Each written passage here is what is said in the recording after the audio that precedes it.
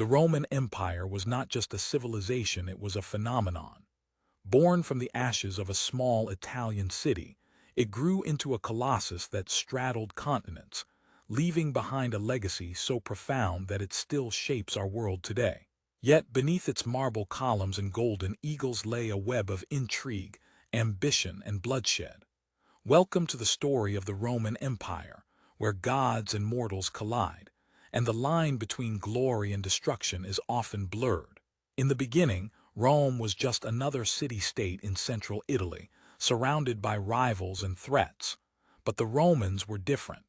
They were a people driven by a relentless pursuit of greatness, a conviction that they were destined to rule. Their early history was marked by kings, then republic, and finally, an empire that would stretch from Britain to Egypt, from Spain to Syria. But it was not just wars and conquests that defined Rome, it was the people who shaped its destiny. One man who embodies the intoxicating mix of power and hubris was Julius Caesar, a brilliant general, a cunning politician, and a man who would change the course of history. Caesar's rise was meteoric. He formed the first triumvirate, defeated his rivals, and became dictator of Rome. But his ambition would be his undoing. On the Ides of March, 44 BCE, a group of senators, fearing his growing power, stabbed him to death in the Senate. But Caesar's death did not end the chaos, it merely plunged Rome into a civil war.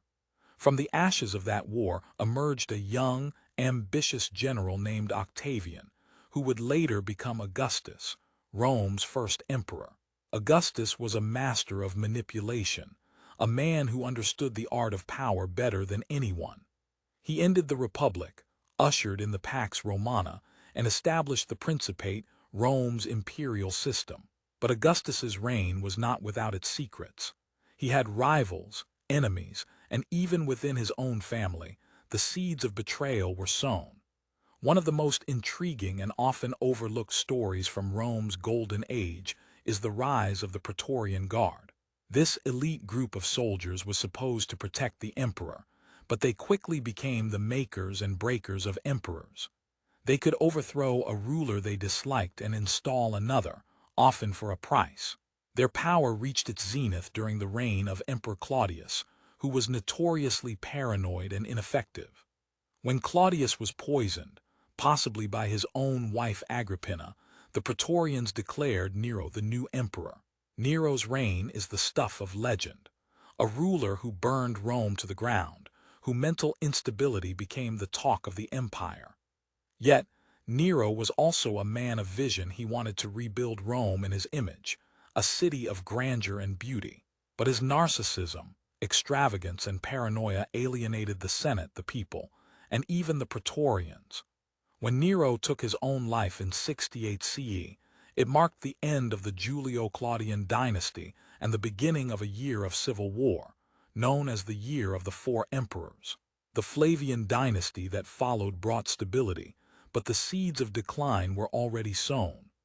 The empire faced external pressures from barbarian tribes, internal corruption, and economic strain. Yet even in decline, Rome produced some of its most fascinating characters. Consider Emperor Commodus, who ruled like a tyrant, declaring himself a god and turning the Colosseum into his personal playground. Or Emperor Diocletian, who tried to save the empire by splitting it into two halves, east and west. The fall of the Western Roman Empire in 476 CE to a barbarian king named Odoacer is one of the most symbolic events in history. The once mighty empire that had stretched across 3 continents was no more.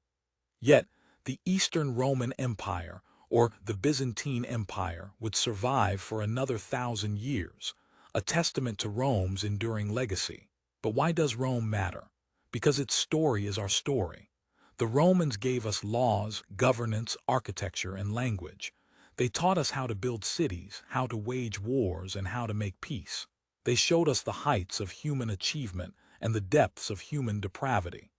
The Roman Empire was a mirror held up to humanity, reflecting our greatest aspirations and darkest instincts. As we look back on the Roman Empire, we see a civilization that was both flawed and extraordinary. It was a story of people ambitious, flawed, driven by desires both noble and base. It was a story of power, not just the power of empires, but the power of ideas, the power of human ingenuity, and the power of the human spirit to create and destroy. So the next time you walk past a column, a coin, or even a word that comes from Latin, remember the Romans. Remember their triumphs and their tragedies. Remember that their story is not just ancient history, it is our shared heritage. And who knows, maybe in their story you'll find a little bit of yourself. If you enjoyed this journey through the Roman Empire, please hit the like button, leave a comment, and share this video with anyone who loves history as much as you do. Don't forget to subscribe to our channel for more deep dives into the untold stories of the ancient world.